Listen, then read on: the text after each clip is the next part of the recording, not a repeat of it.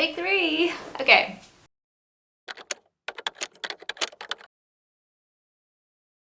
So I'm gonna go ahead and show you guys how I plan my vacations from the thought process all up until we're there and we are in our cozy hotel room, then looking at the sights. If you see me look over to my right, it's because I'm looking at my notes. So we're just gonna go ahead and start off with the destinations and how we pick that. So first things first, it's gonna be a certain event. So for New York, we went for my cousin's graduation. For Puerto Vallarta, we went to our friend's wedding. For South Dakota, we went to my sister's wedding. So specific events like that. Second would be the might as well. So because we were in New York, we might as well go to Boston. Because we were in Puerto Vallarta, we might as well go to Guadalajara and visit family. And because we're doing a layover in San Diego, we might as well stay a couple extra days and just, go there as well. The third is opportunity. So one of my aunts is going to be traveling to Europe, and she said if I wanted to meet her there. So heck yeah, I'm doing it. And then the last but not least is the let's do it.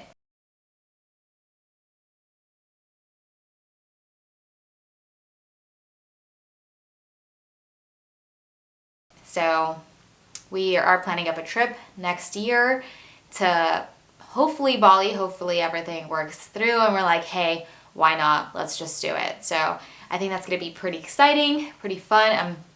I'm excited for it all around.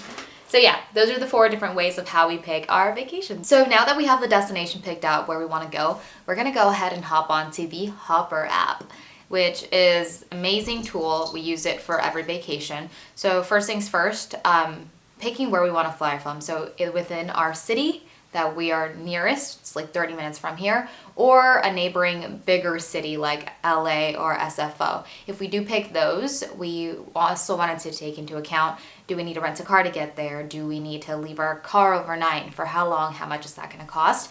And if it's going to be worth the time and money / effort driving over there. So the opportunity cost of it all is what we like to weigh out. But once we have our destination from where we're flying picked out, we're going to go ahead and hop onto the Hopper app, put the airport. So let's do LAX. We're going to head out to Tokyo, and it's going to go ahead and search it, and it's going to show me different colors across all of the months. So what that means is green is going to be the cheapest bracket, goes on to yellow, goes on to orange, and goes on to red, which is pretty nice. You kind of see what you're looking at. We're going to go to the green, perfect, pick our dates out, and from there we can also watch our trip. So what that does is Hopper notifies us when would be the best time to purchase. Let me take a breath. So when would be the best time to purchase the tickets. So from then we'll kind of just wait a couple of months, watch around, see when the best time to purchase is, and once Hopper says, hey, now's the best time, perfect, let's go ahead and do it. Also, this is not sponsored, by the way. We just genuinely love using Hopper for all of our vacations.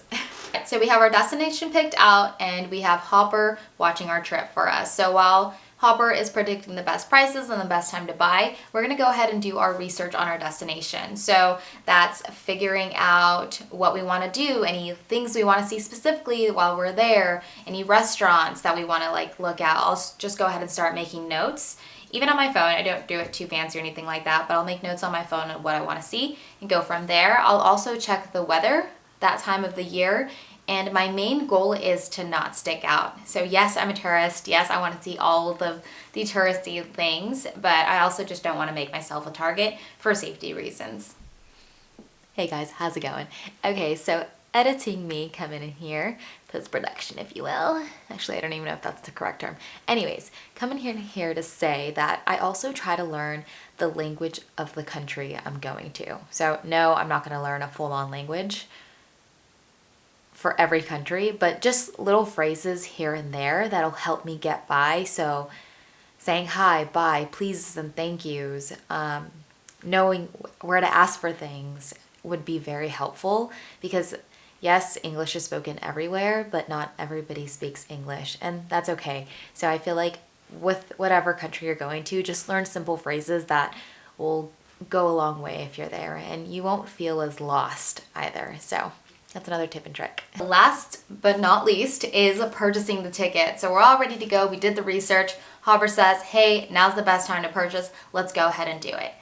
But we may or may not buy on Hopper. So I'm going to be taking a trip to Europe in about a month and a half. And what I noticed that if I booked directly through the airline, I saved like $1,000 on my ticket. So I just went ahead and booked it directly through the airline this time, and I will be doing that moving forward, just double checking to see if I can find better prices directly with them. So I ended up doing that, but still uses the prediction as a basis of when to purchase my ticket.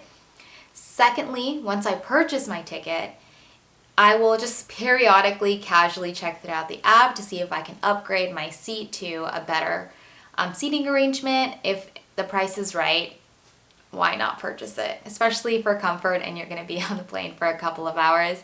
I'm more than willing to do that, but only for the right price. If it's too expensive, then I'm like, yeah, no way, we're just gonna make this work. The destination's picked out, we have our plane tickets. Lastly, we are gonna find a place to stay. So we're gonna just head back over to the Hopper app and put in the selected dates. We're gonna look at a couple things. So one thing is reviews, see what other people are saying along with photos. 2, walkability, so how far in between. We don't want something too far. Yes, it might be cheaper, but we're gonna spend all that time just commuting, and if we're not gonna have a car, it's gonna be one more thing we have to think about. 3 is the safety of our location. I don't wanna be afraid to walk out at night, or I don't wanna be a target or anything like that, so safety is key. And then 4, we like to pick somewhere in the sweet spot, so not too expensive of a hotel or not too cheap, just somewhere in the middle that just checks off all the boxes is just right. It's the sweet spot. We haven't had a problem with it, and it works out great.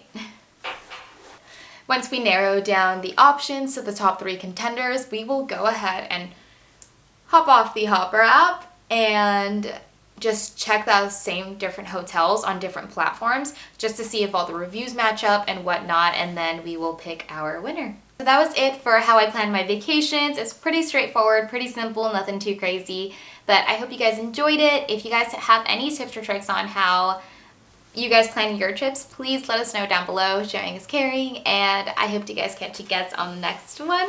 I don't know if that made sense. I hope to catch you guys on the next one. See ya. Up, lulu. Hop back onto the Hopper app. Got a Hopper app, a lot of P's in that sentence. Hop back onto the Hopper app.